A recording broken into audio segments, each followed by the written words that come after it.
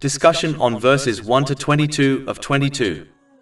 Allah the Exalted begins this chapter by highlighting His complete awareness and special care for those who strive to obey Him, even in matters that may appear small or insignificant to others. Chapter 58 Al-Mujadila, verse 1.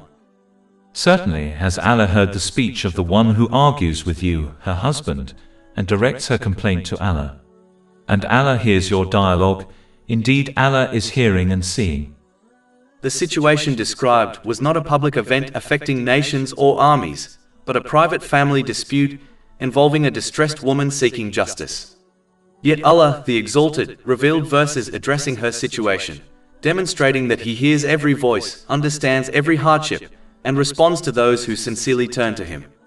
This shows that His care is not limited to major events, but extends to the personal struggles, emotional pain, and private difficulties experienced by individuals.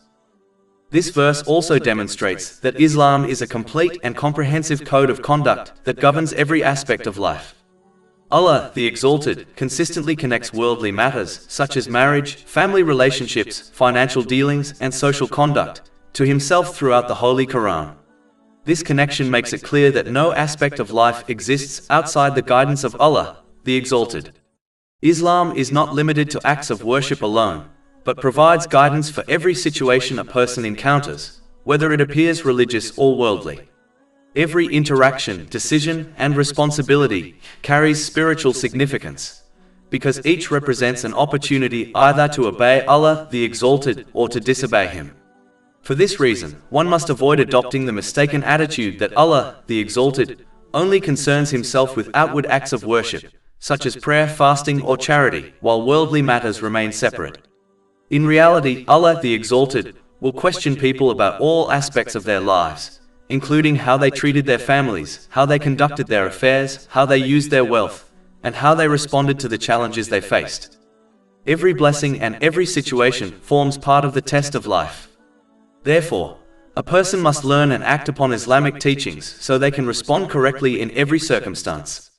When a person consistently applies Islamic teachings in all aspects of life, they develop balance, clarity, and stability.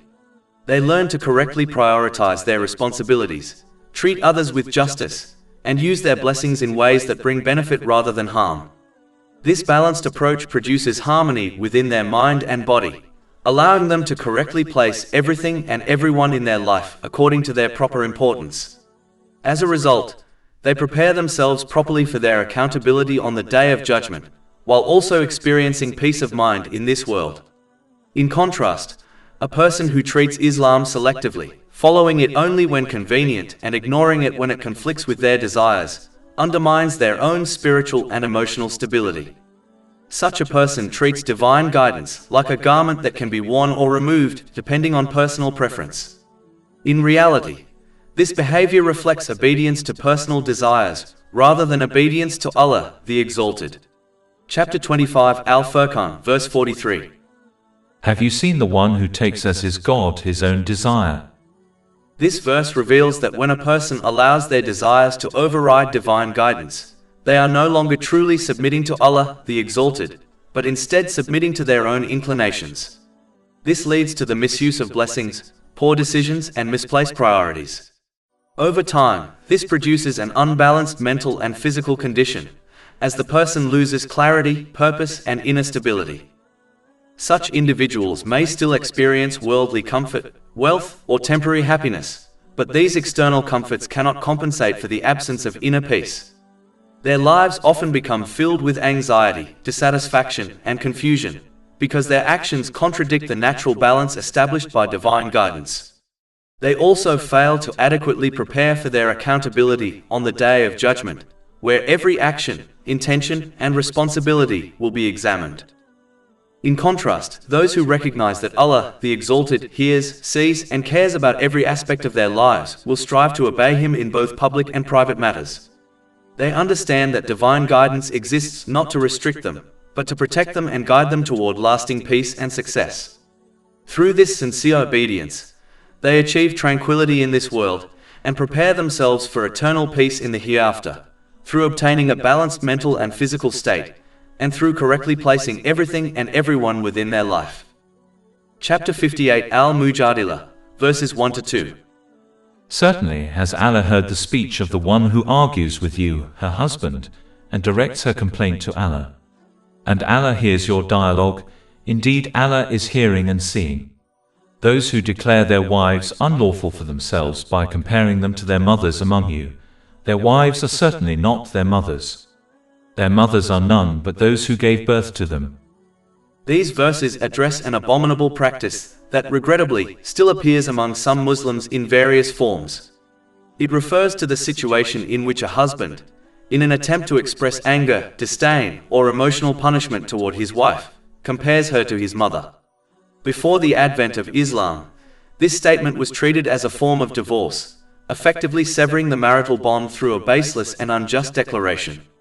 Islam abolished this practice entirely, recognizing it as a form of emotional abuse that degrades the dignity of the wife and distorts the sanctity of marriage. Yet, despite its clear prohibition, traces of this behavior persist in different cultures, sometimes through direct statements and sometimes through similar expressions that carry the same meaning of rejection and humiliation. This demonstrates how deeply rooted cultural habits can be, and how easily people can fall back into harmful customs when they do not anchor their behavior firmly in the teachings of Islam. The first point to recognize is that Islam abolished all baseless customs invented by people, customs that produced nothing but injustice, confusion, and corruption.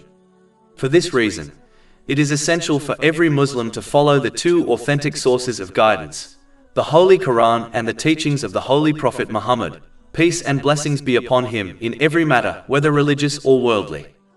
Anything that contradicts these two sources must be abandoned. In fact, the more a person relies on other sources of knowledge, especially in matters of religion, the less they will rely on the two authentic sources, even if those alternative sources appear to encourage good deeds. This gradual shift leads to misguidance.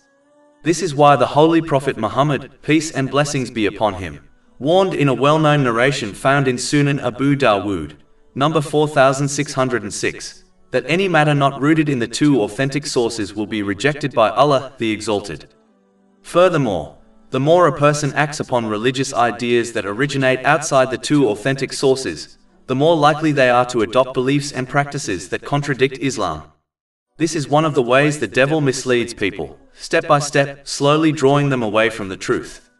For example, when a person faces difficulties, they may be advised to perform certain spiritual exercises that contradict Islamic teachings. Because this individual is already accustomed to following alternative sources of religious knowledge, they fall into the trap easily. They begin performing rituals that directly oppose the teachings of Islam. Over time, they may even adopt beliefs about Allah, the Exalted, and the universe that contradict the foundations of Islam, such as believing that human beings or supernatural creatures can control destiny. These beliefs arise because their knowledge is taken from sources other than the Holy Quran and the teachings of the Holy Prophet Muhammad, peace and blessings be upon him. Some of these misguided practices and beliefs amount to clear disbelief, such as the practice of black magic. Chapter 2 Al-Baqarah, verse 102. It was not Solomon who disbelieved, but the devils disbelieved, teaching people magic, and that which was revealed to the two angels at Babylon, Harut and Marut. But they, i.e. the two angels, do not teach anyone unless they say, "We are a trial, so do not disbelieve," by practicing magic. This verse demonstrates that magic is an act of disbelief, and that those who engage in it risk losing their faith entirely. Thus, a Muslim can lose their faith without even realizing it, if they habitually act upon religious ideas that are not rooted in the two authentic sources of guidance. This is why following religious innovations is, in reality, following in the footsteps of the devil. Chapter 2 Al-Baqarah, verse 208. O you who have believed, enter into Islam completely and perfectly, and do not follow the footsteps of Satan. Indeed, he is to you a clear enemy. When a person fails to adhere to the teachings of Islam, their speech and behavior inevitably drift toward injustice and corruption. Chapter 58 Al-Mujadila, verse 2. And indeed they are saying an objectionable statement and a falsehood. This verse highlights that abandoning divine guidance leads to words that lack integrity and actions that cause harm. Without the structure provided by revelation, a person becomes vulnerable to emotional impulses, cultural pressures, and personal biases. These influences distort judgment and encourage behavior that contradicts fairness and truth. Human beings, when left to their own desires, cannot consistently uphold justice or purity of speech. Only by remaining anchored to divine instruction can a person protect their tongue from falsehood and their heart from corruption. The only way to avoid such deviation is by learning and acting upon the two authentic sources of guidance at all times. In relation to speech, Islam teaches that spoken words fall into three categories. The first category is harmful speech, words that cause injustice, spread falsehood, or lead to sin. This type of speech must be avoided entirely, as it damages both the speaker and those who hear it. The second category is beneficial speech, words that convey truth, offer guidance, promote kindness, or bring about reconciliation. Such speech should be used at the appropriate time, as it elevates the speaker and benefits society. The final category is vain speech. Although this type of speech is neither sinful nor virtuous, it is discouraged because it often leads to harmful speech and distracts a person from meaningful pursuits. Vain speech will also become a source of regret on the Day of Judgment, when individuals witness the immense opportunities they wasted on words that carried no value. Time spent on idle talk could have been invested in remembrance, learning, or acts of kindness, deeds that would have brought eternal reward. For this reason, a Muslim must either speak what is good or remain silent. This principle is emphasized in a narration found in Sahih Muslim, number 176, which teaches that silence is superior to speech unless the speech is clearly beneficial. By following this guidance, a person protects their heart, preserves their dignity, and ensures that their words contribute to righteousness rather than corruption. But because certain cultural behaviors become deeply rooted within people, especially among the communities present at the time of revelation, Allah, the Exalted, does not expect perfect and flawless adherence to Islamic teachings. Chapter 58 Mujadila, verse 2. But indeed, Allah is pardoning and forgiving. This serves as a reminder that human beings are shaped by their environments, habits, and long-standing customs. Some practices become so ingrained that removing them requires time, effort, and gradual transformation. Allah, the Exalted, acknowledges these human limitations. He does not demand a life free from every mistake or weakness. Instead, He calls for sincerity, humility, and a genuine desire to align one's life with divine guidance. His mercy accommodates human imperfection, and His forgiveness is available to those who strive to improve, even if they stumble repeatedly along the way. What Allah, the Exalted, expects is not a life without shortcomings, but a life marked by sincere effort, using the blessings He has granted in accordance with Islamic teachings, striving to obey Him to the best of one's ability, and returning to Him whenever a sin is committed.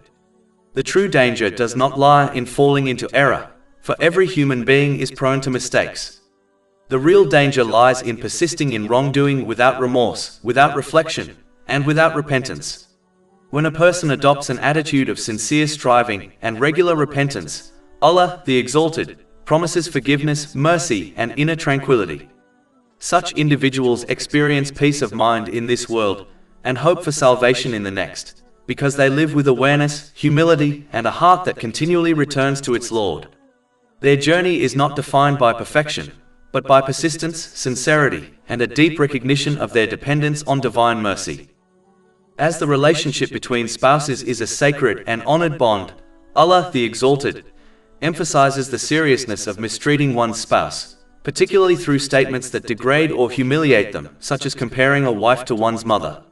This was a harmful pre-Islamic practice, used to express rejection and emotional punishment, and it was treated as a form of divorce. To highlight the gravity of such behavior, Allah, the Exalted, imposed a penalty on anyone who fails to control their emotions and words by uttering such a statement, yet still wishes to continue the marriage. Chapter 58 Al-Mujadila, verse 3.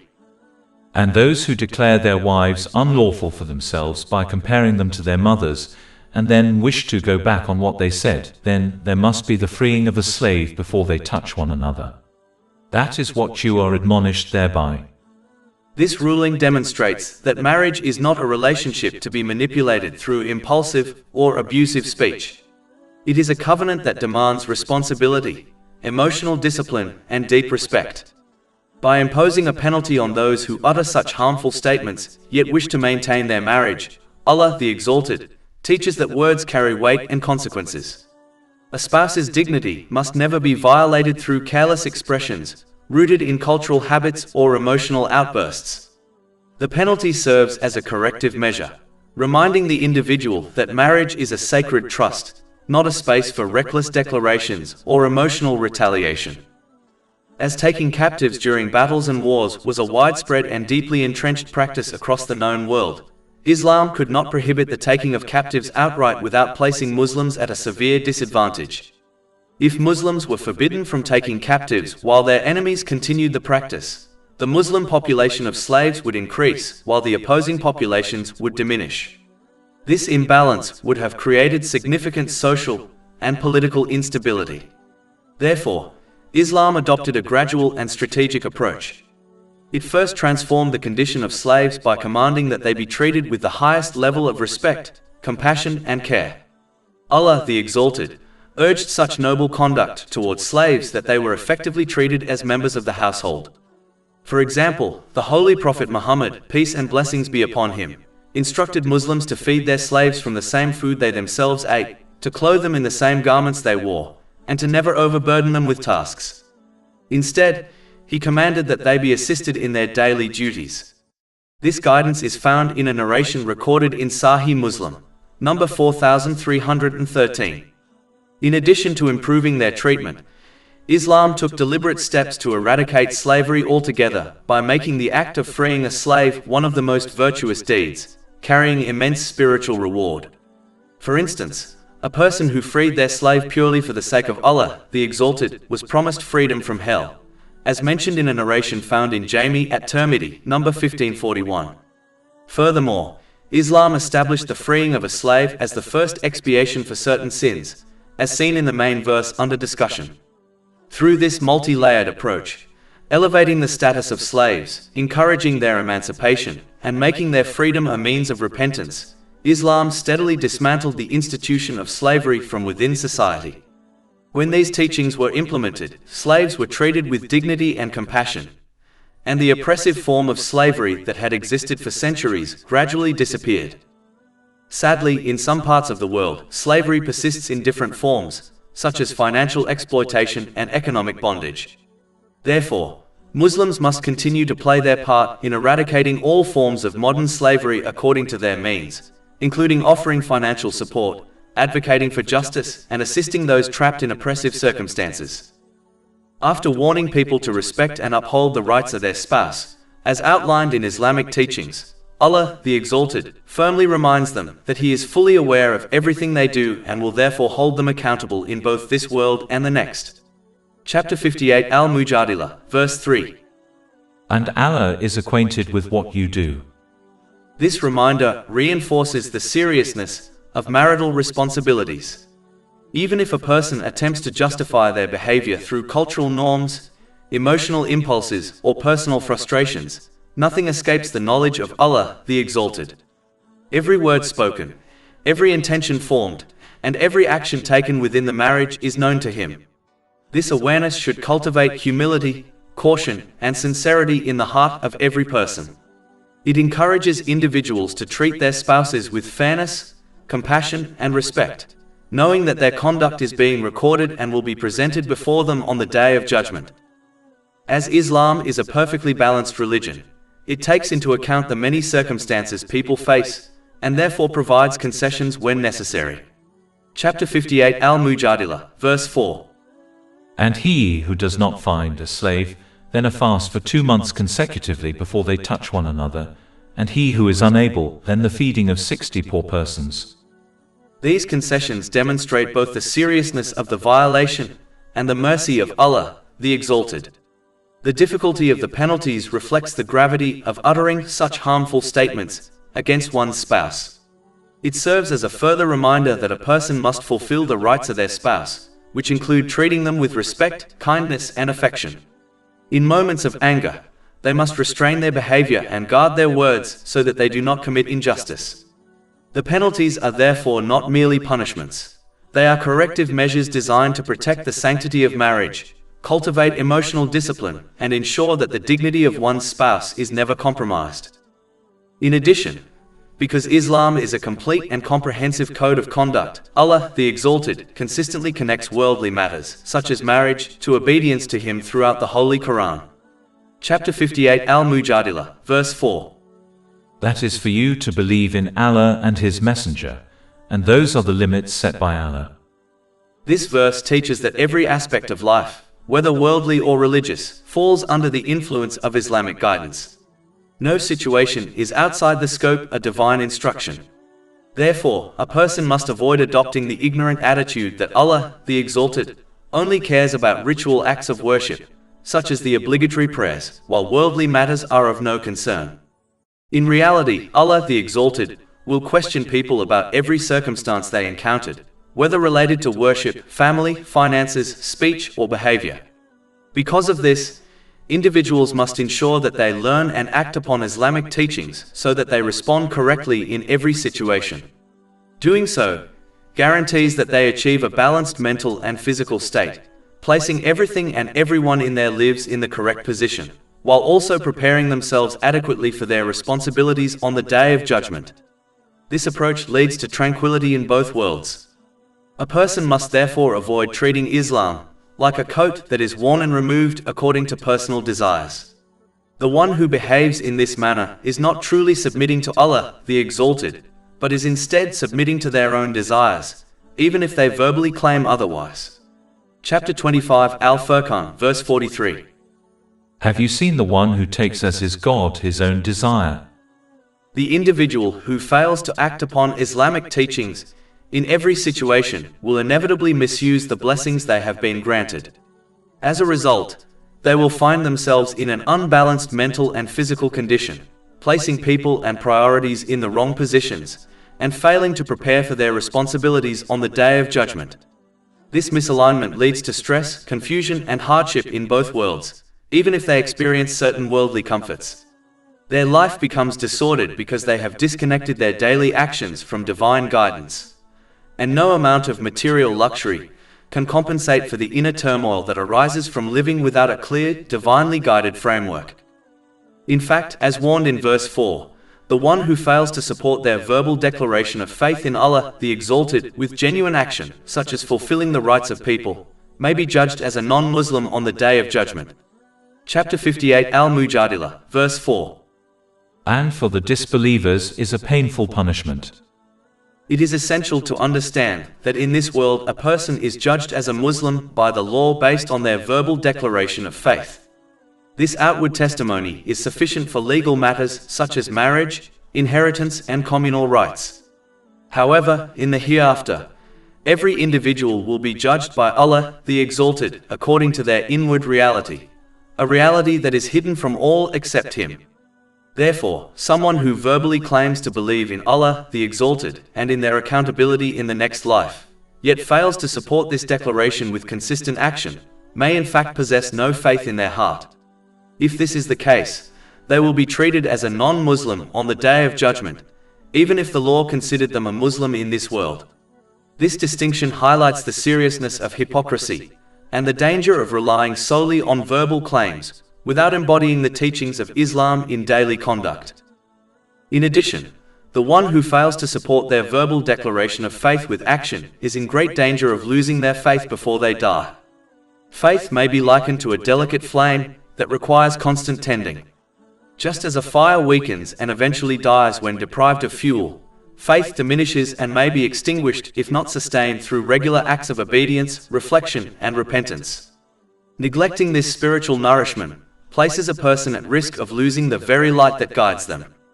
Such a loss is the most devastating of all, for it deprives the individual of both worldly tranquility and eternal salvation. Only through consistent effort, sincere repentance, and steadfast obedience can a person preserve and strengthen their faith, ensuring that it remains alive until their final moment. To further emphasize the importance of obeying Him in every matter, whether religious or worldly, Allah, the Exalted, after discussing the importance of treating one's spouse correctly, immediately turns to the broader consequences at disobeying him and his holy Prophet Muhammad, peace and blessings be upon him. Chapter 58 Al-Mujadila, verse 5. Indeed, those who oppose Allah and His Messenger are abased as those before them were abased. Allah, the Exalted, invites people to reflect on the fate of earlier communities, and by extension, the people around them who persist in disobedience. Their downfall, humiliation, and inner turmoil serve as clear warnings. This verse is a powerful reminder against falling into a self-absorbed way of life, in which a person's attention is confined solely to their own circumstances, while ignoring the greater realities unfolding around them. Such a narrow outlook blinds the heart from recognizing the wisdom that can be drawn from history, personal trials, and the experiences of others. Reflecting upon these lessons is one of the most effective means of refining character, avoiding repeated mistakes, and attaining lasting inner peace. Through this reflection, a person achieves a balanced mental and physical state, correctly placing everything and everyone within their life. For example, observing how the wealthy and renowned misuse the blessings they have been granted, only to be overtaken by anxiety, depression, addiction, or even suicide despite their comforts, teaches that genuine tranquility cannot be purchased through wealth or secured by indulging unchecked desires. Likewise, witnessing someone struggle with illness should stir gratitude for one's own health and motivate its proper use before it slips away. Islam therefore urges people to remain mindful, observant, and reflective, to look beyond the narrow lens of their own situation and extract wisdom from the world around them. Those who do so protect themselves from heedlessness and cultivate a heart that is awake, grateful, and receptive to divine guidance. Chapter 58 Al-Mujadila, verse 5. And we have certainly sent down verses of clear evidence. Regardless of how advanced a society becomes, and irrespective of the knowledge it acquires across various fields, including the mental, emotional, and physical dimensions of human beings, it remains impossible for humanity to formulate a code of conduct that is perfectly aligned with human nature and capable of addressing every circumstance, condition, and scenario that individuals or societies may encounter throughout their existence on Earth. This endeavor is fundamentally unattainable, because human understanding is limited and continually evolving. Even today, humanity is still uncovering new insights about basic aspects of human existence, such as the functions at different regions of the brain, the complexities of human behavior, and the intricate interplay between mind and body. If people have not yet mastered knowledge of their own internal workings, how could they possibly develop a flawless code of conduct that ensures tranquility, justice, and harmony on both an individual and societal level? Only Allah, the Exalted, possesses the capability to accomplish this. He is the creator of all things, and His knowledge is boundless, encompassing the entirety of the past, present, and future. He alone understands human nature in its totality, its strengths, weaknesses, inclinations, and vulnerabilities. Therefore, He alone is rightly positioned to provide humanity with a code of conduct, a divine standard that clearly distinguishes good from evil, beneficial from harmful, and guidance from misguidance. This divine code is what enables a person to attain peace of mind, instead of a life filled with stress, confusion, and imbalance. History provides undeniable evidence of this truth. Whenever the divine code of conduct was implemented sincerely in the lives of individuals and communities, tranquility, justice, and peace spread throughout society. People lived with purpose, clarity, and harmony, because their actions were rooted in divine wisdom rather than fluctuating human opinions. Consequently, individuals must embrace the divine code of conduct bestowed upon them, recognizing it as the most advantageous for their well-being, even when certain elements conflict with their personal desires. They should behave like a wise patient who acknowledges the expertise of their physician and adheres to the prescribed treatment, understanding that it is ultimately in their best interest, even if the medication is bitter or the dietary restrictions are difficult. In the same way, a believer accepts divine guidance with trust, knowing that Allah, the Exalted, prescribes only what leads to true success in both worlds. But because obeying Allah, the Exalted, often contradicts the worldly desires of people, many behave like the unwise patient who ignores the medical advice of their doctor and instead persists in harmful habits. In the same way, such individuals persist in disobeying Allah, the Exalted, even though His guidance is the only path to true well-being. In this world, their attitude prevents them from achieving a balanced mental and physical state. It causes them to misplace everything and everyone within their life, giving importance to what should be secondary, and neglecting what should be central. As a result, every aspect of their life, including their family, friends, career, and wealth, becomes a source of stress rather than comfort. If they continue to disobey Allah, the Exalted, they eventually begin to blame the wrong things and the wrong people for their distress. They may even blame their spouse or other loved ones, believing them to be the cause of their unhappiness. When they cut these good people out of their lives, their condition only worsens. Their mental state deteriorates until they fall into disorders such as depression, substance addiction, and even suicidal tendencies. This outcome is evident when observing those who persist in misusing the blessings they have been granted, particularly the wealthy and famous, who, despite their luxuries, are often overtaken by anxiety, despair, and self-destructive behavior. And because their attitude prevented them from preparing for their accountability on the Day of Judgment, their punishment in the hereafter will be far worse. Chapter 58 Al-Mujadila, verses 5-6. And for the disbelievers is a humiliating punishment. On the day when Allah will resurrect them all, and inform them of what they did. Allah had enumerated it while they forgot it, and Allah is over all things witness. These verses provide a clear warning to people to closely examine their intentions, speech, and actions in this world before they reach the hereafter. When a person honestly evaluates their own deeds, this self-reflection inspires sincere repentance and encourages them to perform righteous actions, using the blessings they have been granted in ways pleasing to Allah, the Exalted. But the one who fails to regularly assess their deeds will fall into a life of heedlessness, misusing the blessings they have been given, and drifting further from divine guidance. Such a person will find the weighing of their deeds on the Day of Judgment extremely difficult. In fact, their negligence may well cause them to be hurled into hell. A clever business owner always assesses their accounts regularly. This ensures that their business moves in the right direction and that all necessary paperwork, such as tax returns, is completed correctly. But the foolish business owner neglects this responsibility. Their failure to monitor their accounts leads to financial loss and an inability to prepare their records properly. Those who fail to file their accounts correctly with the government face penalties that only make their lives more difficult. Yet the key point to understand is that the penalty for failing to assess and prepare one's deeds for the scales of Judgment Day is not a monetary fine. Its penalty is far more severe and truly unbearable. Chapter 99 Az-Zalala, verses 7-8.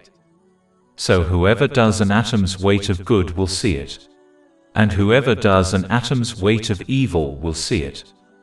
Finally, a person must not only avoid committing sins, but should also strive to avoid using the blessings they have been granted in vain ways. Vain actions may not be sinful, but because they are not righteous deeds, they will lead to deep regret on the Day of Judgment, especially when a person realizes that the time and energy spent on vain pursuits could have been placed on the good side of the scales had they used their blessings correctly. In some cases, a slight difference between the two sides of the scales may well be the difference between salvation and damnation. In order to hold people accountable in both worlds, complete knowledge of their intentions, speech, and actions is required. Chapter 58 Al-Mujadila, verse 7. Have you not considered that Allah knows what is in the heavens, and what is on the earth? There is in no private conversation 3, but that He is the fourth of them, nor are there 5, but that He is the sixth of them, and no less than that and no more, except that He is with them wherever they are. Then He will inform them of what they did, on the day of resurrection. Indeed, Allah is of all things knowing. Allah, the Exalted, clearly explains that His knowledge encompasses every activity people engage in, whether public or hidden, spoken or unspoken. Nothing escapes His awareness, and nothing is too small or too private to be recorded and brought forth on the Day of Judgment. In addition, because private conversations are used in this verse as an example to highlight the all-encompassing knowledge of Allah, the Exalted, a person must be especially cautious with their words. It is far easier to speak than to act, and words often escape the tongue before they are properly considered. For this reason, speech requires greater discipline than actions. A person should always remember that speech falls into three categories. The first is harmful speech, which must be avoided entirely. The second is speech that is neither beneficial nor harmful. This type merely wastes time and will become a source of regret on the day of judgment. The final category is beneficial speech, which a person should actively engage in. According to this structure, 2/3 of speech should be removed from one's life, leaving only what is beneficial, purposeful, and pleasing to Allah, the Exalted. After indicating the importance of controlling one's speech, Allah, the Exalted, warns people not to follow the behavior of the hypocrites during the time of the Holy Prophet Muhammad, peace and blessings be upon him. These individuals were forbidden from holding private conversations, because they used them to sow discord within society, undermine unity, and challenge the leadership and obedience owed to the Holy Prophet Muhammad, peace and blessings be upon him. Chapter 58 Al-Mujadila, verse 8. Have you not considered those who were forbidden from private conversation? Then they return to that which they were forbidden, and converse among themselves about sin and aggression and disobedience to the Messenger. This behavior is not confined to the past, it can occur even today. People may hold private conversations with relatives or friends, with the intention of creating division within their family, stirring suspicion, or turning one person against another. Such behavior destroys trust and fractures relationships that should be protected. Similarly, political groups may gather privately with the aim of sowing discord within rival parties. These actions inevitably spill over into the wider society, creating instability, hostility, and confusion. In every case, the intention behind such conversations is harmful, and the consequences extend far beyond the individuals involved. Not only did the hypocrites take practical steps to sow discord within the community, but they would also intentionally mock the Holy Prophet Muhammad, peace and blessings be upon him, and his companions, may Allah be pleased with them, in subtle and covert ways. Chapter 58 Al-Mujadila, verse 8. And when they come to you, they greet you with that word by which Allah does not greet you. Allah, the Exalted, has commanded people to spread the greeting of peace to one another. This greeting is not merely a polite expression, it is a declaration of safety, goodwill, and sincerity. The peace conveyed in the greeting must be reflected not only in the words themselves, but also in all other actions and speech directed toward others. A person who offers the greeting of peace while harboring malice, mockery, or harmful intentions contradicts the very meaning of the greeting. When a person truly embodies the greeting of peace, they fulfill the role of someone who keeps their physical and verbal harm away from others and their possessions. This principle is emphasized in a narration found in Sunan and Nasai, number 4998, which teaches that a true person of faith is one from whose hands and tongue others are safe.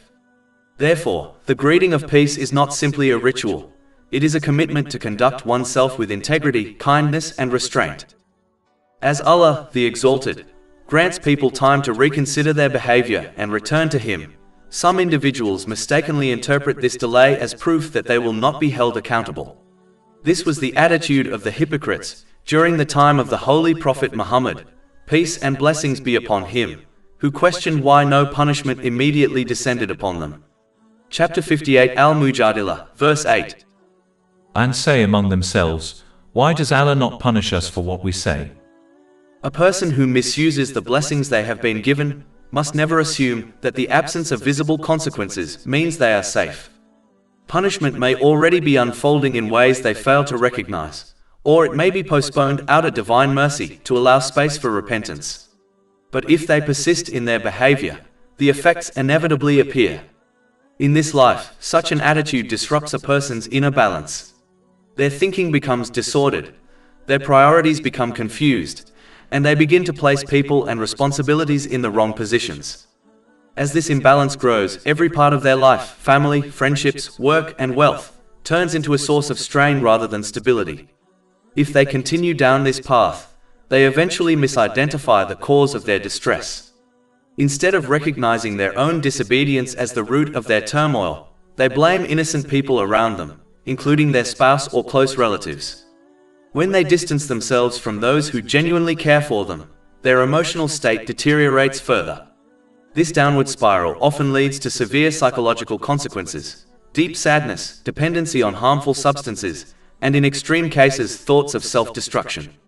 This pattern is visible in many who misuse the blessings they possess, particularly those who enjoy wealth, fame, or influence. Despite their comforts, they frequently struggle with inner emptiness, instability, and destructive habits. And because their attitude prevents them from preparing for their accountability on the day of judgment, the consequences in the hereafter will be far more severe. The delay they once interpreted as safety will become a source of profound regret when they finally face the reality of their actions. Chapter 58 Al-Mujadila, verse 8. Sufficient for them is hell which they will burn, and wretched is the destination. In order to distinguish oneself in practice from the qualities associated with hypocrisy, Allah, the Exalted, instructs people to reinforce their verbal declaration of faith with actions that contradict the behavior of hypocrites. Chapter 58 Al-Mujadila, verse 9. O you who have believed, when you converse privately, do not converse about sin and aggression and disobedience to the Messenger, but converse about righteousness and piety. This principle is further clarified elsewhere in the Holy Quran, such as chapter 4 An-Nisa, verse 114. No good is there in much of their private conversation, except for those who enjoin charity or that which is right or conciliation between people. And whoever does that seeking means to the approval of Allah, then we are going to give him a great reward. This verse highlights a powerful opportunity for a person to earn reward, even when they lack the means to give charity themselves. Encouraging others to do good, such as giving charity, grants the advisor a reward equal to the one who performs the deed. This reward continues to grow for as long as people act upon the advice. This principle is taught in a narration found in Jami at Tirmidhi, number 2674. Charity in this context is broad. It includes financial help, physical assistance, emotional support, and any act that brings benefit to others. The command to promote what is right refers to actions that are universally recognized as good, regardless of one's background or beliefs. Sadly, some people mistakenly assume that commanding what is right refers to complex matters requiring advanced religious knowledge or scholarly debate, issues that only those well-versed in Islamic jurisprudence can appreciate. The Quranic instruction does not refer to these specialized topics. Instead, it refers to universally recognized virtues such as honesty, generosity, fairness, and justice. These are the qualities a person should encourage in others. More intricate religious matters should be discussed only in appropriate settings and with those equipped to understand them. The reward for reconciling between people is immense. The Holy Prophet Muhammad, peace and blessings be upon him, taught that restoring harmony between two individuals carries greater reward than voluntary fasting, prayer, and financial charity. This is recorded in Sunan Abu Dawood, number 4919. Reconciliation restores people to fulfilling each other's rights, which benefits both individuals and society as a whole. By contrast, damaging relationships is destructive and aligns with the aims of the devil, who seeks to create hostility through worldly temptations. Chapter 5 Al-Ma'idah, verse 91. Satan only wants to cause between you animosity and hatred through intoxicants and gambling. Allah, the Exalted, also reminds people that their intention must be sincere. Actions performed for any purpose other than seeking His approval carry no reward, even if they appear outwardly good. This warning is emphasized in a narration found in Jami at Tirmidhi, number 3154. Chapter 4 An-Nisa, verse 114. And whoever does that seeking means to the approval of Allah, then we are going to give him a great reward. Intention is the inward foundation of a person's faith, just as earning and using lawful provisions form the outward foundation. If the foundation is corrupt, everything built upon it becomes unstable, even if the actions appear virtuous. For this reason, a person must constantly purify their intention, so that their deeds bring reward in both this world and the next. Allah, the Exalted, concludes verse 9 by reminding people that as their ultimate destination is their accountability in His divine court on Judgment Day, they must practically support their verbal declaration of faith with actions, otherwise they will have anything that aids them. Chapter 58 Al-Mujadila, verse 9. And fear Allah, to whom you will be gathered. Allah, the Exalted, further cautions people not to imitate the behavior of the devil, whose constant aim is to fracture relationships and create hostility among people. One of the methods he uses is encouraging private discussions filled with gossip, slander, and backbiting. Chapter 58 Al-Mujadila, verse 10. Private conversation is only from Satan that he may grieve those who have believed. Despite the devil's persistent attempts to harm people, often aided by those who follow his influence, Allah, the Exalted, makes it clear that no harm can reach a person unless he permits it. This truth requires a person to face the challenges that come their way, including the slander of others, with patience and steadfast obedience. They must continue to use the blessings they have been given in the correct manner, trusting that Allah, the Exalted, always chooses what is ultimately best for them, even when this is not immediately apparent. Chapter 58 Al-Mujadila, verse 10. But he will not harm them at all, except by permission of Allah. And upon Allah, let the believers rely. And chapter 2 Al-Baqarah, verse 216. But perhaps you hate a thing and it is good for you, and perhaps you love a thing and it is bad for you. And Allah knows while you know not. However, the fact that nothing occurs without the permission of Allah, the Exalted, does not mean a person should adopt a passive or fatalistic attitude. They are not expected to sit idle, ignoring the strength, resources, and free will they have been granted.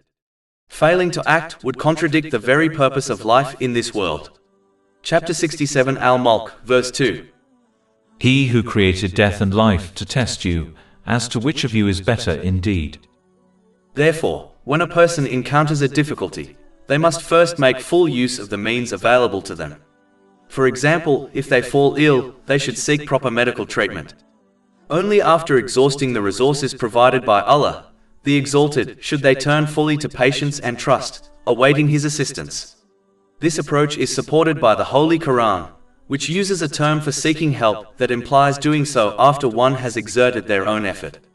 It does not refer to asking for divine intervention, while neglecting the tools and opportunities already provided. Chapter 1 Al-Fatiha, verse 5. It is you we worship and you we ask for help. Allah, the Exalted, has placed within the world a system of causes and means for people to use. A person must not behave like an inanimate object, ignoring these resources while expecting Allah, the Exalted, to resolve their problems without any personal effort. True reliance involves action followed by trust, not passivity disguised as faith. Chapter 13 Ar-Ra'd, verse 11. Indeed, Allah will not change the condition of a people until they change what is in themselves. After warning people about the dangers of harmful private conversations, Allah, the Exalted, then connects belief in Him to another practical worldly responsibility, the duty to cooperate with others in matters that affect society. Chapter 58 Al-Mujadila, verse 11. O you who have believed, when you are told, space yourselves in assemblies, then make space. This verse shows that faith in Allah, the Exalted, and in the Holy Prophet Muhammad, peace and blessings be upon him, is not limited to personal devotion or private worship. It extends into the public sphere, requiring people to participate constructively in communal affairs, respect leadership, and uphold order. To withdraw from such responsibilities without a valid reason weakens the fabric of society and neglects an essential dimension of faith. Islam therefore links the strength of one's belief to their willingness to engage in the collective life of their community. Faith is not merely an inward conviction, it is demonstrated through outward responsibility. It is unfortunate that some people may unite only to discuss issues affecting their own group, while ignoring broader societal concerns. This inward-looking approach contradicts the spirit of Islam, which encourages engagement, cooperation, and dialogue with people of all backgrounds. Islam does not promote isolation or self-interest. It calls upon people to be a source of benefit for all humanity. The Holy Prophet Muhammad, peace and blessings be upon him, was sent as a mercy to the worlds, and those who follow him are expected to reflect that mercy by working for the welfare of all people, not only their own community. By collaborating with others on shared challenges, poverty, injustice, education, healthcare, environmental protection, people demonstrate the universal compassion that Islam seeks to cultivate. In doing so, they fulfill their duty to Allah, the Exalted, and show the enduring relevance of Islamic teachings in addressing the needs of every age. This involvement also prevents them from being perceived as detached or self-interested, and instead presents them as active contributors to the common good. Thus, Islam ensures that faith is not reduced to ritual alone, but is lived out through service, responsibility, and the pursuit of justice. The person who prays and fasts yet ignores the needs of society fulfills only part of their duty, whereas the one who combines devotion with social engagement embodies the complete vision of Islam. Islam therefore calls for balance, to purify one's inner life through worship and discipline, and to improve the outer world through compassion, justice, and cooperation. Chapter 58 Al-Mujadila, verse 11. Allah will make space for you. Even though a person may excuse themselves from participating in wider societal matters, when they have a valid and reasonable excuse, Islam still encourages them to make time for such responsibilities whenever possible. Collective issues are not merely administrative tasks. They protect the rights, stability, and harmony of the entire community. Neglecting them without necessity weakens unity and diminishes the strength of society. At the same time, Islam recognizes that genuine circumstances, personal obligations, health issues, or pressing needs may prevent someone from participating. In such cases, Allah, the Exalted, has granted permission for them to excuse themselves. Yet even here, His mercy is evident. The Holy Prophet Muhammad, peace and blessings be upon him, was instructed to seek forgiveness for those who requested permission to be absent. Chapter 24 An-Nur, verse 62. So when they ask your permission for something of their affairs, then give permission to whom you will among them, and ask forgiveness for them of Allah. Indeed, Allah is forgiving and merciful. This verse highlights two important lessons. First, it emphasizes the seriousness of communal responsibilities. They are not to be abandoned lightly, but only with proper justification. Second, it illustrates the boundless mercy of Allah, the Exalted, who forgives those who are unable to participate, provided they approach the matter with sincerity and humility. Thus, while it is permissible to excuse oneself when necessary, it is better and more rewarding to strive to be present and engaged in the affairs of society. By doing so, a person not only fulfills their duty to their community, but also strengthens their own faith. For active participation in collective matters is a sign of sincerity and commitment to Allah, the Exalted, and His Holy Prophet Muhammad, peace and blessings be upon him. Allah, the Exalted, continues to emphasize the importance of constructive cooperation in communal affairs, by urging people not only to participate in discussions that aim to improve society, but also to take practical steps to implement these improvements, even when their personal suggestions are not adopted by the wider group. Chapter 58 Al-Mujadila, verse 11. And when you are told, arise, then arise. This instruction teaches that a person's responsibility does not end with offering advice or expressing an opinion. True commitment to the welfare of society is demonstrated through action, perseverance, and willingness to contribute even when one's preferred approach is not chosen. It is easy for a person to withdraw when their ideas are not accepted, but Islam calls for maturity, humility, and dedication to the collective good. The verse therefore establishes a principle. Communal progress requires individuals who are willing to support decisions made for the wider benefit, even when those decisions differ from their own preferences. This attitude strengthens unity, prevents fragmentation, and ensures that personal ego does not obstruct societal advancement. In this way, Islam cultivates a community in which people cooperate for the greater good, rather than insisting on personal recognition or dominance. It is also logical to recognize that when a person works to improve their community, the benefits naturally extend to their own household and to the families around them. Positive change in society inevitably strengthens the stability, harmony, and well-being of individual homes. Chapter 58 Al-Mujadila, verse 11. Allah will raise those who have believed among you, and those who were given knowledge by degrees. And Allah is acquainted with what you do. This verse highlights that sincere participation in communal responsibilities, when guided by sound knowledge, elevates a person in the sight of Allah, the Exalted. Their efforts are never overlooked, for He is fully aware of every action they undertake. When a person contributes to the improvement of society, they indirectly create a healthier environment for their own family, safer streets, stronger institutions, fairer systems, and more compassionate social norms. These improvements ripple outward, benefiting countless people beyond the individual's immediate circle.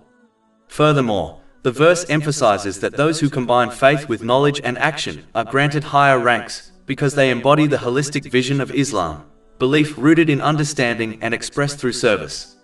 Their contribution becomes a form of worship, and their influence becomes a source of ongoing benefit long after their individual efforts have ended. When a person applies Islamic knowledge within their home and contributes to the wider society, the benefits are twofold. On a personal level, this approach nurtures peace of mind in both worlds. It helps them achieve a balanced mental and physical state, placing every relationship and responsibility in its proper place. On a societal level, such behavior promotes justice, harmony, and stability. By fulfilling the rights of others and supporting initiatives that uplift the community, a person becomes a source of goodness whose influence extends far beyond their immediate circle. Their actions encourage fairness, compassion, and cooperation, which in turn reduce conflict, strengthen trust, and create an environment where people feel valued and protected. This is the essence of Islamic social ethics, individual righteousness that radiates outward, transforming families, neighborhoods, and entire communities. When people act upon knowledge with sincerity, they become agents of positive change, and their society becomes a place where justice is upheld, rights are respected, and peace is cultivated. In this way, Islam ensures that personal faith is expressed through meaningful engagement with the world, transforming belief into action and action into lasting benefit for individuals, families, and society as a whole. After discussing the importance of meaningful consultation and the duty to translate beneficial discussions into practical action within society, Allah, the Exalted, turns attention to the behavior of the hypocrites during the time of the Holy Prophet Muhammad, peace and blessings be upon him. These individuals would repeatedly seek private meetings with him, not out of a sincere desire to learn or to contribute to the betterment of their community, but merely to elevate their own status by being seen in his company. Their behavior consumed his valuable time and prevented him from attending to the companions, may Allah be pleased with them, who genuinely sought knowledge and were eager to implement positive change. To deter this insincere conduct, Allah, the Exalted, imposed a temporary obligation requiring people to give charity before requesting a private consultation with the Holy Prophet Muhammad, peace and blessings be upon him. Chapter 58 Al-Mujadila, verse 12. O you who have believed, when you wish to privately consult the Messenger, present before your consultation a charity. That is better for you and purer. But if you find not the means, then indeed, Allah is forgiving and merciful. This command exposed the true intentions of the hypocrites. The people of Medina were well aware of each other's financial circumstances, and it quickly became clear who could afford to give charity and who could not. Those who had the means but lacked sincerity refrained from approaching the Holy Prophet Muhammad, peace and blessings be upon him, because their greed outweighed their desire for recognition. Their reluctance revealed that their previous eagerness for private consultation had nothing to do with seeking guidance, and everything to do with self-promotion.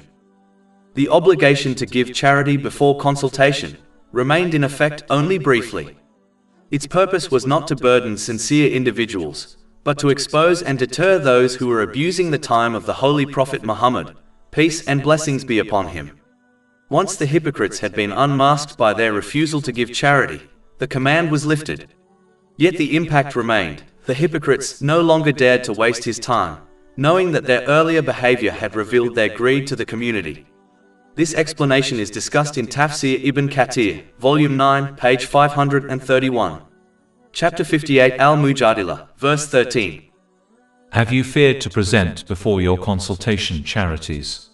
Then when you do not and Allah has forgiven you, then at least establish prayer and give the obligatory charity, and obey Allah and His Messenger. This verse also served as a gentle reminder to the companions, may Allah be pleased with them, not to occupy the Holy Prophet Muhammad, peace and blessings be upon him, with trivial matters. Out of respect and understanding, they refrained from doing so. Finally, Allah, the Exalted, did not address the hypocrites directly in these verses. Instead, He spoke indirectly, covering their faults and granting them an opportunity to repent sincerely without public humiliation. This reflects the divine mercy that leaves the door of repentance open even for those who have behaved deceitfully. In general, a person must avoid imitating the behavior of the hypocrites by seeking association with leaders, whether religious, political, or social, merely to gain recognition or elevate their own status. Such behavior is rooted in vanity and self-interest, not sincerity or service. Instead, a person should follow the principles outlined earlier. Every act of consultation must be grounded in sound Islamic knowledge, aimed at genuine benefit, and accompanied by practical steps to implement positive change. Consultation is not a tool for self-promotion, but a means of contributing to the welfare of others. When approached with sincerity, humility, and a desire to serve, consultation becomes a source of reward and a means of strengthening both personal character and the wider community. Allah, the Exalted, then outlines the essential steps required to cultivate correct behavior and sincere obedience. Chapter 58 Al-Mujadila, verse 13. Then at least establish prayer and give the obligatory charity. Establishing the obligatory prayers is repeatedly emphasized in Islamic teachings because prayer is the central pillar around which all other righteous actions revolve. It is the anchor of a person's relationship with Allah, the Exalted, and the primary means through which they remain firm upon guidance. Yet genuine prayer is far more than a set of physical movements. It is a profound act of humility, reflection, and spiritual awareness. Through prayer, a person reconnects with the reality of the hereafter and remembers their ultimate accountability. This depth of humility is achieved when one understands how each posture of the prayer symbolizes a stage of the Day of Judgment, reminding them of the scenes they will inevitably witness. For this reason, the 5 daily prayers are spread throughout the day rather than performed at one time. Each prayer interrupts the flow of worldly concerns, offering a moment to pause, reassess one's direction, and realign one's heart with divine guidance. When a person stands upright in prayer, they should recall that this mirrors the moment when all of humanity will stand before Allah, the Exalted, awaiting judgment. Chapter 83 Al-Mutaffifin, verses 4-6. Do they not think that they will be resurrected? For a tremendous day, the day when mankind will stand before the Lord of the worlds. When a person bows in prayer, this movement should remind them of the many individuals who will be condemned on the Day of Judgment for refusing to bow to Allah, the Exalted, during their earthly lives. Chapter 77 Al-Mursalat, verse 48. And when it is said to them, bow in prayer, they do not bow. This criticism is not limited to neglecting the physical act of bowing. It also includes the refusal to submit practically to the commands of Allah, the Exalted, in daily life. Bowing symbolizes humility, obedience, and surrender. A person who bows in prayer, but refuses to bow to divine guidance in their behavior, has not understood the true meaning of this posture. Thus, every bow in prayer becomes a reminder to abandon arrogance, resist disobedience, and embrace the path of sincere submission. When a person prostrates in prayer, they place their forehead, the highest point of the body, upon the ground, symbolizing complete surrender to Allah, the Exalted. This posture should remind them of the scene on the Day of Judgment, when people will be invited to prostrate before their Lord. Those who refuse to prostrate correctly during their earthly lives, meaning they neither worshipped sincerely nor obeyed divine commands, will find themselves unable to do so on that day. Chapter 68 Al-Kalam, verses 42-43. On the day when matters become dire, they will be invited to prostrate themselves but will be prevented from doing so. Their eyes humbled, humiliation will cover them. And they used to be invited to prostration while they were sound. This inability to prostrate will be a visible sign of their spiritual failure. Their bodies, once capable of bowing and prostrating, will betray them because they refuse to use those abilities in obedience to Allah, the Exalted, when they had the chance. Thus, every prostration in this world becomes a reminder to live a life of sincere submission before the opportunity is lost forever. When a person sits on their knees during prayer, this posture should remind them of the moment when all nations will be gathered before Allah, the Exalted, kneeling in fear and anticipation of their final judgment. Chapter 45 Al-Jatiyah, verse 28. And you will see every nation kneeling from fear. Every nation will be called to its record and told, "Today you will be recompensed for what you used to do." The one who prays with these meanings in mind establishes their prayer correctly, fulfilling both its outward form and its inward purpose. Such a prayer becomes a powerful force that shapes a person's behavior between the prayer times. It strengthens their will, purifies their intentions, and protects them from sin. Chapter 29 Al-Ankabut, verse 45. Indeed, prayer prohibits immorality and wrongdoing. And chapter 58 Al-Mujadila, verse 13. Then at least establish prayer and give the obligatory charity. The obligatory charity represents only a small fraction of a person's total wealth, and it becomes due only when one possesses a minimum threshold of assets. Yet despite its small amount, it carries profound spiritual significance. One of its central purposes is to remind a person that the wealth in their possession is not truly theirs in an absolute sense. If it were entirely their own, they would be free to use it however they wished, without restriction or accountability. Instead, wealth is created, distributed, and entrusted by Allah, the Exalted, and therefore must be used in accordance with His pleasure. Every blessing a person enjoys, whether wealth, health, knowledge, influence, or opportunity, is in reality a trust placed in their care. This trust must be honored not by returning the blessing itself, but by using it in ways that align with the guidance found in the Holy Quran and the noble traditions of the Holy Prophet Muhammad, peace and blessings be upon him. When a person fulfills this trust, their wealth becomes a means of purification, spiritual elevation, and protection from harm. But the one who fails to recognize this truth, treating their blessings as if they belong solely to them, inevitably misuses them. In particular, the one who withholds the obligatory charity behaves as though their wealth is entirely their own, and such behavior carries consequences, just as failing to repay a worldly loan results in accountability. The seriousness of this neglect is vividly illustrated in a hadith found in Sahih Bukhari, number 1403, which warns that the person who refuses to give their obligatory charity will be confronted on the Day of Judgment by a large poisonous snake that will coil around them and repeatedly bite them as a form of punishment. This striking imagery underscores that wealth is both a blessing and a test. When used correctly, it strengthens communities, purifies the soul, and secures reward in the hereafter. When hoarded or misused, it becomes a source of torment, regret, and spiritual ruin.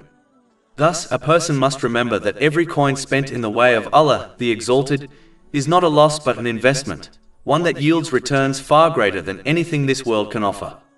Chapter 3 Ali Imran, verse 180. And let not those who greedily withhold what Allah has given them of His bounty ever think that it is better for them. Rather, it is worse for them. Their necks will be encircled by what they withheld on the day of resurrection. In this world, the very wealth upon which a person withholds the obligatory charity becomes a source of stress, anxiety, and inner turmoil. Instead of bringing comfort, security, and stability, it becomes a burden that weighs heavily on the heart. Such a person begins to misuse the blessings they have been granted, directing their wealth toward harmful or wasteful pursuits rather than beneficial ones. This misuse leads to an unbalanced state, mentally, emotionally, and physically. They misplace their priorities, misunderstand their relationships, and fail to prepare adequately for their accountability on the Day of Judgment. Their life becomes filled with confusion, dissatisfaction, and restlessness. Even if they outwardly enjoy certain luxuries, inwardly they remain unsettled, deprived of true contentment and peace of mind. Their wealth, which could have been a means of purification and reward, instead becomes a cause of hardship and regret. Ultimately, by neglecting their duty to Allah, the Exalted, they trade eternal tranquility for temporary illusion and lasting success for fleeting comfort. Their wealth becomes a witness against them, and the opportunity to use it for good becomes a source of deep remorse. In this way, the one who withholds charity harms no one more than themselves, both in this world and the next. As Islam is a complete way of life, it goes beyond performing prayer and donating charity. Chapter 58 Al-Mujadila, verse 13. Then at least establish prayer, and give the obligatory charity, and obey Allah and His Messenger. Obeying Allah, the Exalted, must never be reduced to a narrow understanding that limits devotion to ritual acts alone. While the obligatory prayers are essential pillars of faith, true worship encompasses far more. It includes obeying Allah, the Exalted, in every circumstance and in every blessing one uses, as taught in the Holy Quran and the noble traditions of the Holy Prophet Muhammad, peace and blessings be upon him. Obedience is not an abstract feeling hidden in the heart. It is a practical reality, expressed through consistent good deeds performed solely to earn the pleasure of Allah, the Exalted. Actions carried out for hidden agendas or worldly gain hold no value in His sight, as emphasized in a hadith found in Jami at-Tirmidhi, number 3154. Furthermore, obedience to Allah, the Exalted, requires fulfilling the various dimensions of the Holy Quran. The first is to recite it correctly and regularly. The second is to understand its meanings through a trustworthy teacher. The third, and most crucial, is to implement its teachings with the sincere intention of pleasing Allah, the Exalted. A devoted person places the guidance of the Holy Quran above personal desires that contradict it.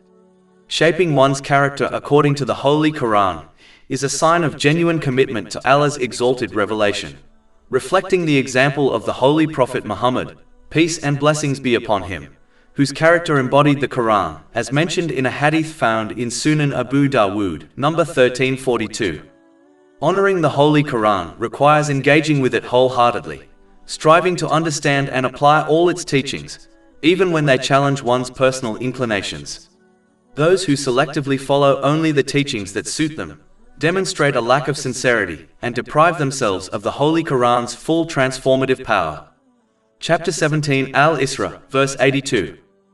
And we send down of the Quran that which is healing and mercy for the believers, but it does not increase the wrongdoers except in loss.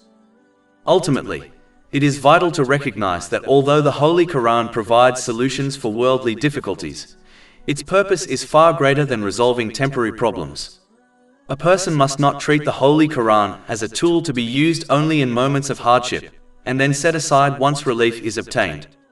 Its primary function is to guide humanity safely to the hereafter, illuminating the path that leads to eternal success. To ignore this purpose and use the Holy Quran merely as a remedy for worldly concerns is to misunderstand its true value.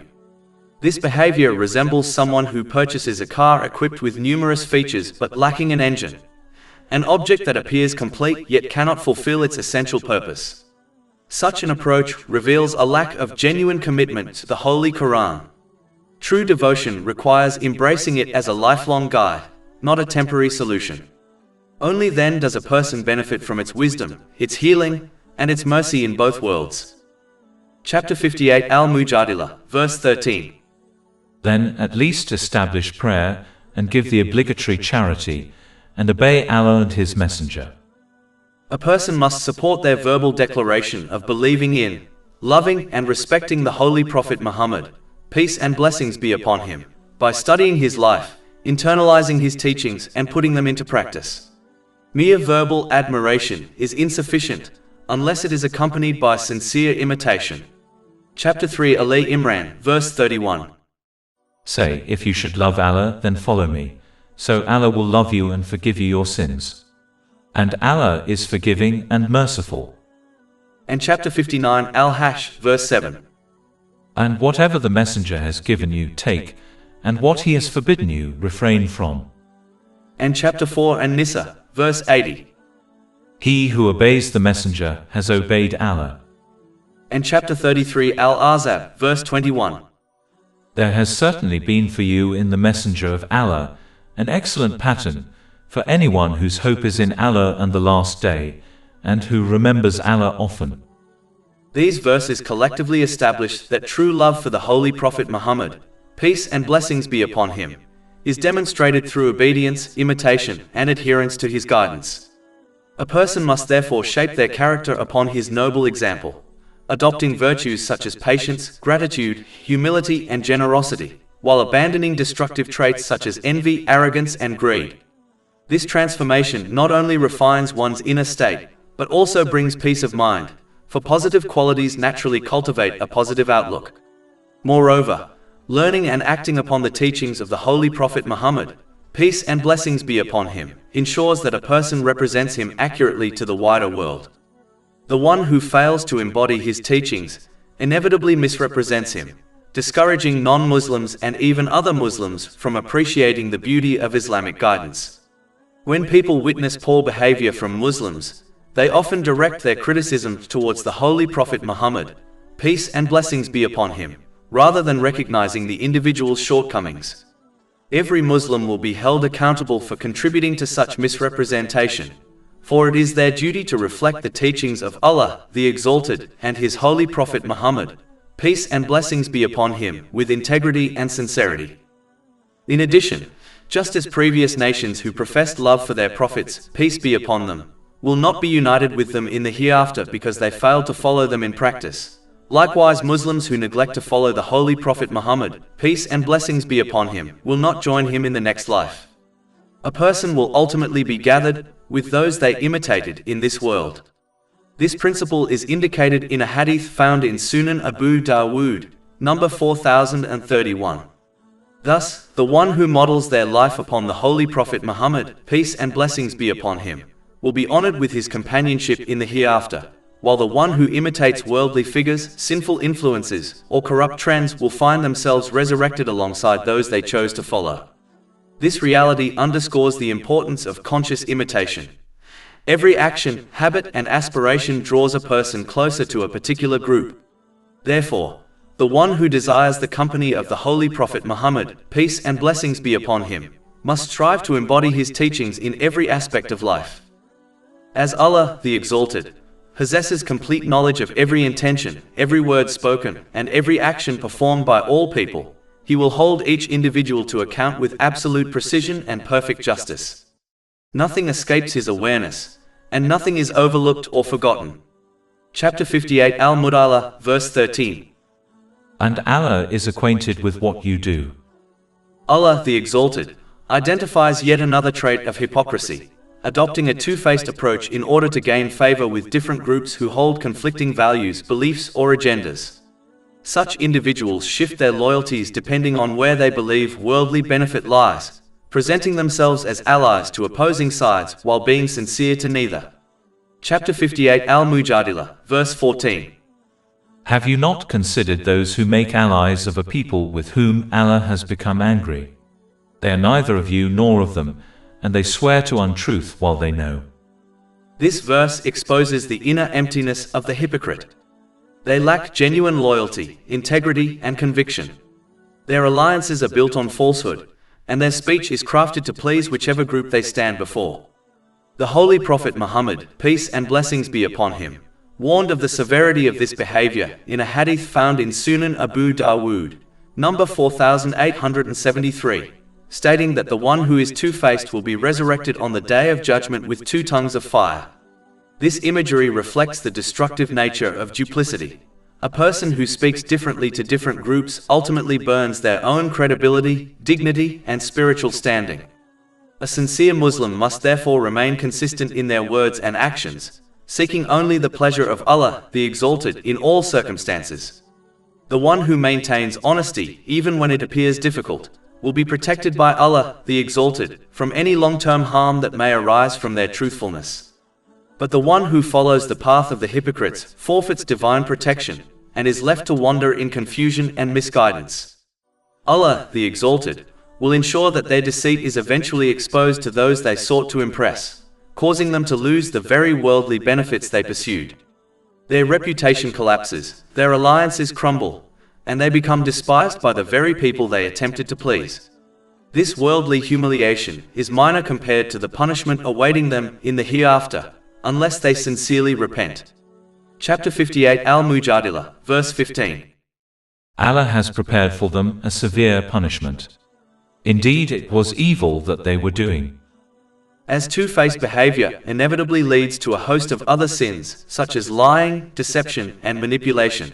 Those who adopt this approach while claiming belief in Allah, the Exalted, will inevitably misguide others. Their inconsistent conduct and contradictory loyalties distort the image of Islam in the eyes of non-Muslims and even fellow Muslims. Instead of drawing people toward the truth, they push them away through their hypocrisy. As a result, their punishment increases in proportion to the number of people they mislead. For every soul diverted from the path of Allah, the Exalted, becomes a burden upon them. Chapter 58 Al-Mujadila, verse 16. They took their false oaths as a cover, so they averted people from the way of Allah, and for them is a humiliating punishment. This verse highlights that hypocrisy does not remain confined to the individual. It spreads outward, influencing others and corrupting the moral environment. The hypocrite's false promises, insincere alliances, and deceptive speech become tools that divert people from guidance. Their behavior becomes a barrier between others and the truth, and for this reason, their accountability is severe.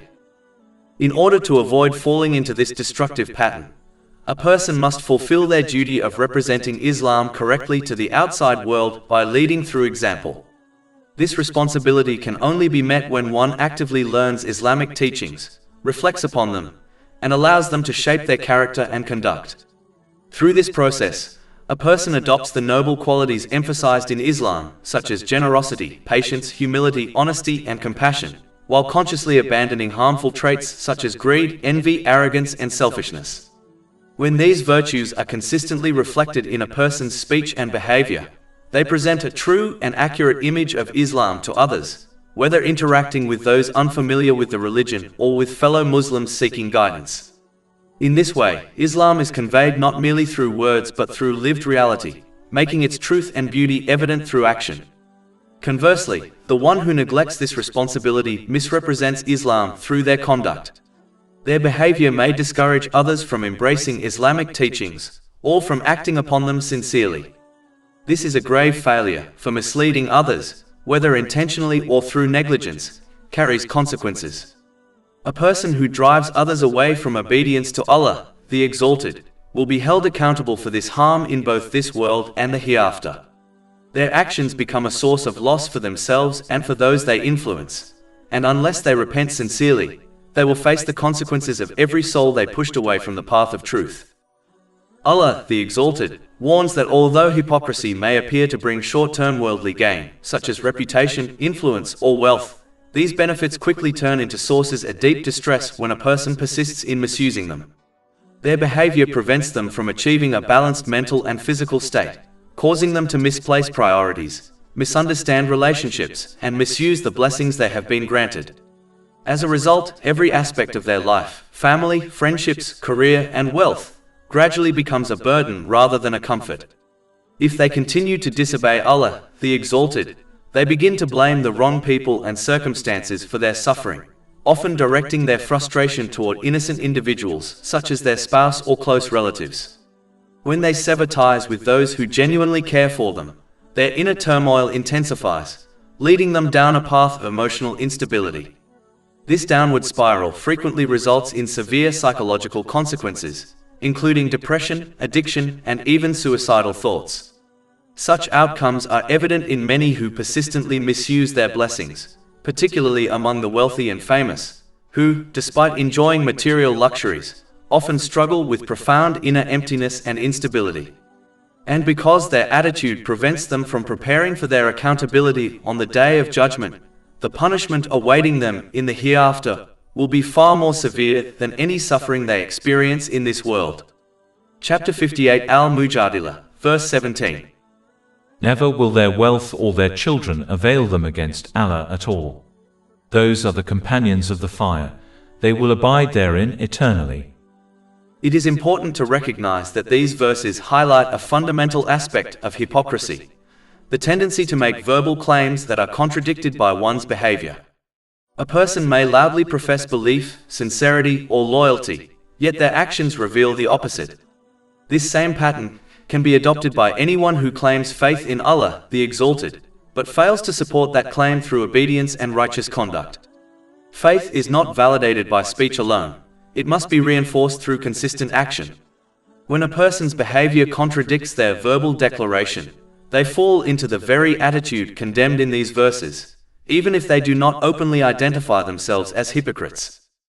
It is vital to understand that in this world, a person is judged as a Muslim according to their verbal declaration of faith, because human beings can only judge based on what is outwardly visible. However, in the hereafter, Allah, the Exalted, will judge each individual according to their inward reality, something hidden from all except Him.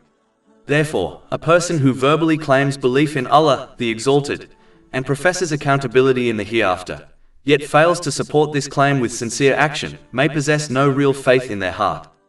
As a result, they may be treated as a non-Muslim on the Day of Judgment, even if the law considered them a Muslim in this world. Chapter 58 Al-Mujadila, verse 18. On the day Allah will resurrect them all, and they will swear to Him as they swear to you and think that they are standing on something. Unquestionably, it is they who are the liars. This verse exposes the self-deception of those who rely solely on verbal claims. They imagine that their words will carry weight before Allah, the Exalted, just as they did among people. But on that day, empty claims will be exposed, and only genuine faith supported by action will hold value. In addition, the one who fails to reinforce their verbal declaration of faith with righteous deeds is in grave danger of losing their faith before death. Faith can be compared to a delicate flame that requires constant care and nourishment. Just as a fire weakens and eventually dies when deprived of fuel, faith diminishes and may be extinguished entirely if not sustained through consistent acts of obedience. Neglecting this spiritual maintenance places a person at risk of losing the very light that guides them. Such a loss is the most devastating of all, for it deprives a person of guidance in this world and salvation in the next. Faith thrives through action, remembrance, and obedience. Without these, it fades until nothing remains but an empty shell of verbal claims. The root cause of this destructive outcome is that a person allows themselves to be dominated by their worldly desires and ambitions. These unchecked desires become the very tools through which the devil misguides people. Chapter 58 Al-Mujadila, verse 19. Satan has overcome them and made them forget the remembrance of Allah. The devil cannot physically force anyone into sin. He has no power to compel a person against their will. Instead, he exploits the desires already present within the human heart.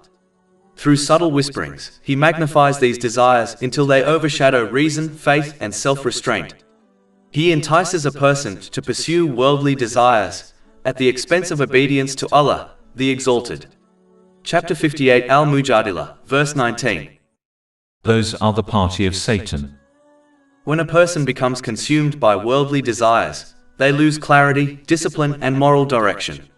Their hearing, sight, and intellect remain physically functional, yet spiritually they become ineffective. These faculties, which were meant to help them recognize truth, reflect on consequences, and regulate behavior, become overwhelmed by the urge to satisfy their cravings. In this state, desire becomes the master, and the person becomes its servant. This condition resembles the state of a drug addict. No addict begins with the intention of losing control, yet once addiction takes hold, it overrides rational thought. The addict may lie, steal, or harm others, not because they are unaware of the consequences, but because the craving has become stronger than their moral judgment. Their addiction blinds them to the destruction they cause to themselves and those around them. Excessive worldly desires, whether for wealth, status, pleasure, or recognition, produce the same effect. A desire that is not managed gradually intensifies until it becomes an addiction of the heart. At that point, a person begins to justify harmful behavior, ignore moral boundaries, and overlook the long-term consequences of their actions. They may sacrifice their health, relationships, and peace of mind in pursuit of something that can never truly satisfy them. Their hearing no longer absorbs beneficial reminders, their sight no longer recognizes divine signs, and their intellect no longer guides them toward what is right. For this reason, Islamic teachings emphasize regulating desire rather than suppressing it entirely. Desires are part of human nature, but when pursued without restraint, they distort perception and lead to moral collapse. A person who allows desires to dominate their life inevitably falls into harmful actions and experiences mental and physical imbalance. Stress, anxiety, restlessness, and dissatisfaction become constant companions, because the heart was never created to find tranquility in unrestrained indulgence. By contrast, when a person disciplines their desires and pursues only what is lawful, and even then in moderation, their faculties remain sharp, their judgment remains sound, and their heart remains at peace. They use their hearing, sight, and intellect as intended, to recognize truth, reflect on consequences, and live with purpose. This balanced approach protects them from the destructive cycle of addiction, whether to substances, wealth, status, or any other worldly pursuit. Ultimately, the true danger is not the presence of desire, but the absence of discipline. When desires rule the heart, a person becomes blind to guidance. Chapter 58 Al-Mujadila, verse 19. Unquestionably, the party of Satan, they will be the losers. If they persist in misusing the blessings they have been granted, fall into an unbalanced mental and physical state, misplace everything and everyone within their life, and fail to prepare for their accountability on the day of judgment. This leads to stress, turmoil, and hardship in both worlds, even if they enjoy certain worldly luxuries. Chapter 58 Al-Mujadila, verse 20. Indeed, the ones who oppose Allah and His Messenger, those will be among the most disgraced. The only path that allows a person to escape this destructive lifestyle and its dreadful end is to obey Allah, the Exalted, by following the example of His holy prophets, peace be upon them. Their way alone teaches a person how to use the blessings granted by Allah, the Exalted, in the correct manner. Through this obedience, a person attains a balanced mental and physical state, places every relationship and responsibility in its proper place, and prepares adequately for their accountability on the day of judgment. Such a life leads to peace of mind in both worlds, for the one who follows divine guidance is never left wandering in confusion.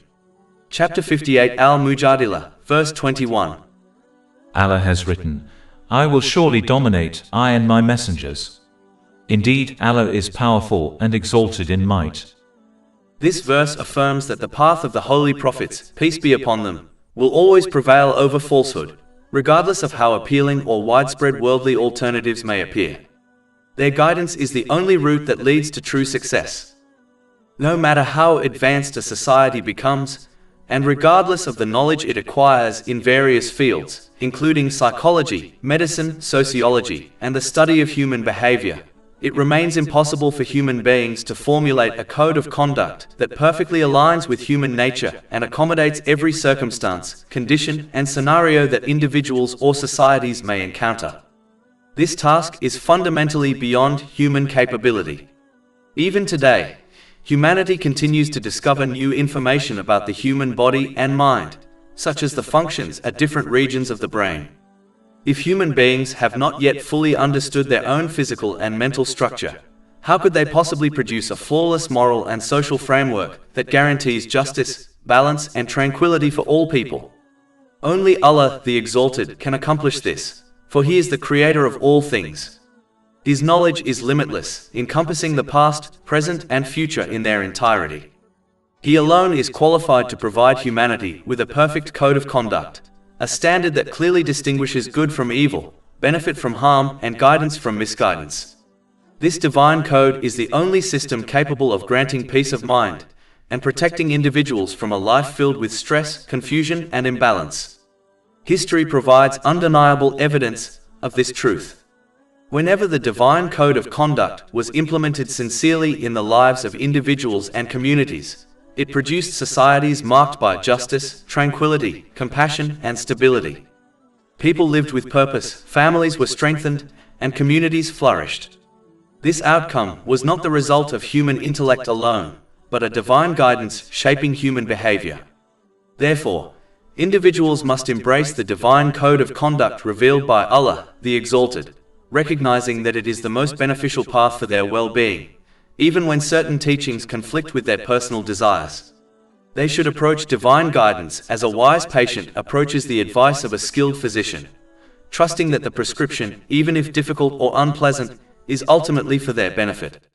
Just as a patient accepts bitter medicine and a strict diet to restore their health, a believer accepts divine commands and prohibitions to restore and maintain the health of their soul.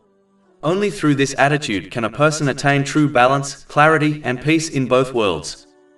Ultimately, since the entire creation belongs to Allah, the Exalted, and remains under His complete authority and dominion, a person has no real choice except to comply with His commands. Just as an individual faces legal consequences when they violate the laws of the government ruling a particular country, they will likewise face consequences in both worlds if they violate the laws set by the owner of the universe. A person may escape the jurisdiction of a worldly government by relocating to another land, but there is no place in existence where the authority of Allah, the Exalted, does not apply. Similarly, while human beings may alter the laws of their societies, they can never alter the laws of Allah, the Exalted. Furthermore, just as the owner of a house has the right to set the rules of that house, even if guests object, likewise, the universe belongs solely to Allah, the Exalted, and therefore He alone determines the rules that govern it, regardless of whether people approve of them or not. For this reason, a person must comply with these divine rules for their own benefit. The one who understands this reality submits willingly to the commands of Allah, the Exalted, and strives to use the blessings they have been granted in ways that please Him, as outlined in the Holy Quran and the teachings of the Holy Prophet Muhammad, peace and blessings be upon him. A person may choose to learn the wisdom behind divine commands and prohibitions, so that they recognize how these teachings benefit both themselves and society, and how they lead to peace of mind and body in both worlds, or they may choose to follow their desires and reject Islamic guidance. But the one who refuses to comply with the laws of Allah, the Exalted, must prepare to face the consequences of their choice in both worlds, and no objection, protest, or complaint will save them. Chapter 58 Al-Mujadila, verse 21. Allah has written, I will surely dominate, I and my messengers. Indeed, Allah is powerful and exalted in might. After addressing the misguidance that arises when a person becomes enslaved by their worldly desires and ambitions, the text then turns to another major cause of deviation: blind loyalty to others and uncritical imitation of their ways. Chapter 58 Al-Mujadila, verse 22. You will not find a people who believe in Allah and the last day having deep love for those who oppose Allah and His Messenger, even if they were their fathers or their sons or their brothers or their kindred. This verse does not prohibit Muslims from forming friendships with non-Muslims. Rather, it refers specifically to the hostile non-Muslims of the time of the Holy Prophet Muhammad, peace and blessings be upon him, who actively sought to destroy Islam. In that context, forming intimate bonds with such individuals posed a serious threat, as they would use their closeness to Muslims to gather intelligence and undermine the Muslim community. The warning was therefore contextual and protective. It cautioned believers against forming deep alliances with those whose intentions were openly harmful. The verse highlights that true faith cannot coexist with deep emotional loyalty to those who oppose Allah, the Exalted, and His Messenger, peace and blessings be upon him, because such loyalty inevitably weakens one's commitment to divine guidance. More generally, the Holy Quran makes it clear that Allah, the Exalted, does not forbid Muslims from treating non-Muslims with kindness, fairness and respect. Chapter 60 Al-Mumtahana, verse 8. Allah does not forbid you from those who do not fight you because of religion, and do not expel you from your homes, from being righteous toward them and acting justly toward them. Indeed, Allah loves those who act justly. The true warning in the main verse is against befriending those, whether Muslim or non-Muslim, who pull a person away from sincere obedience to Allah, the Exalted. Companionship shapes character, influences behavior, and directs a person's priorities. As stated in a hadith found in Sunan Abu Dawood, number 4833, a person follows the way of life of their close friend. This means that one inevitably absorbs the qualities, habits, and attitudes of those they spend time with, even if they do not consciously realize it. For this reason, a Muslim must seek the company of those who encourage them to obey Allah, the Exalted, and who inspire them to live according to Islamic teachings. Blind loyalty to misguided individuals, regardless of their background, leads a person to adopt their errors, justify their behavior, and eventually share in their fate. Furthermore, treating all people, Muslims and non-Muslims, with kindness is a defining characteristic of true faith. A believer refrains from harming others verbally or physically, and protects their rights, dignity, and property. This principle is emphasized in a hadith found in Sunan and Nasai, number 4998. Good character, fairness, and compassion must be extended universally, regardless of a person's religion or background. However, it is essential to distinguish between healthy social conduct and deep, intimate friendship. Social kindness does not compromise one's faith, nor does it require adopting the values or behaviors of others. Deep friendship, however, inevitably influences a person's heart and actions. It can lead someone to compromise their religious principles out of affection, loyalty, or fear of disappointing their companion. For this reason, Muslims are instructed to maintain good manners with everyone, but reserve deep, influential friendships for those who strengthen their faith and guide them toward the obedience of Allah, the Exalted. Only a Muslim can fulfill this role for another Muslim, because they share the same moral framework, the same worldview, and the same ultimate purpose. A non-Muslim, even unintentionally, will encourage behavior that aligns with their own worldview, a worldview that may conflict with Islamic teachings. What is acceptable or harmless in their eyes may be impermissible in Islam. Thus, while kindness and justice must be universal, deep loyalty must be reserved for those who help a person remain steadfast upon the path of Allah, the Exalted. This distinction protects the believer from subtle influences that may gradually weaken their faith and lead them away from the path of righteousness. Chapter 58 Al-Mujadila, verse 22. Those He has decreed within their hearts faith and supported them with spirit from Him. This manner of conduct ensures that a person remains steadfast in obeying Allah, the Exalted, in every circumstance, by using the blessings He has granted them in the correct and purposeful way. Through this disciplined approach, a person attains a balanced mental and physical state, placing every relationship, responsibility, and possession in its proper place. Such clarity enables them to prepare adequately for their accountability on the Day of Judgment. This way of life naturally leads to peace of mind in both worlds, for obedience to Allah, the Exalted, aligns a person with the very order and wisdom upon which the universe is built. Chapter 58 Al-Mujadila, verse 22. And we will admit them to gardens beneath which rivers flow, wherein they abide eternally. Allah is pleased with them, and they are pleased with Him. Those are the party of Allah. Unquestionably, the party of Allah, they are the successful. Therefore, a person must accept and act upon Islamic teachings for their own benefit, even when these teachings challenge their personal desires.